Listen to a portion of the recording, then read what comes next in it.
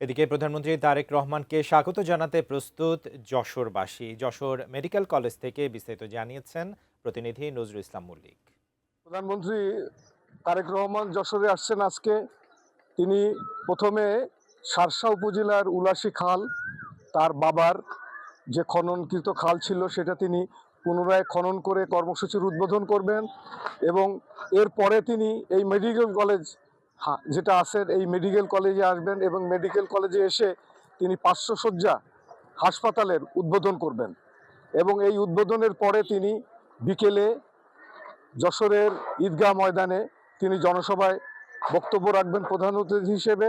আমরা আপনাদেরকে জানিয়ে রাখি যে এই যশোরে আসার মধ্য দিয়ে যশোরের যে উন্নয়ন কর্মকাণ্ড এইটা উন্মোচিত হবে।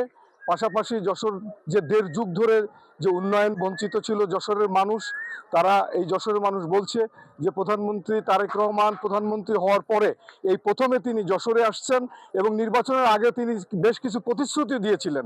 সেই প্রতিশ্রুতির বাস্তবায়ন ঘটবে এবং পাশাপাশি এখানে ব্যাপক উন্নয়ন, যেটা 1.5 যুগে যে উন্নয়ন বঞ্চিত যশোরবাসী, সেই উন্নয়ন উন্মোচিত হবে এবং উন্নয়নের ধারাবাহিকতা দীর্ঘ দিনের যে বিএনপি এর আগে যে ক্ষমতায় ছিল সেই যে উন্নয়ন ছিল বা যে উন্নয়ন কর্মকাণ্ডগুলো হয়েছে এটা মাঝে যে থেমেছিল, এর ধারাবাহিকতা আবার চালু হবে বলে যশোরের মানুষ এবং যশোরবাসী সেটা প্রত্যাশা করেন। দলীয় সূত্রে আমরা জেনেছি যে তার আগমনকে ঘিরে ব্যাপক প্রস্তুতি গ্রহণ করা হয়েছে।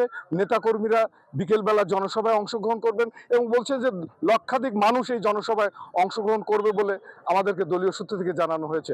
এই ছিল যশোর থেকে সর্বশেষ।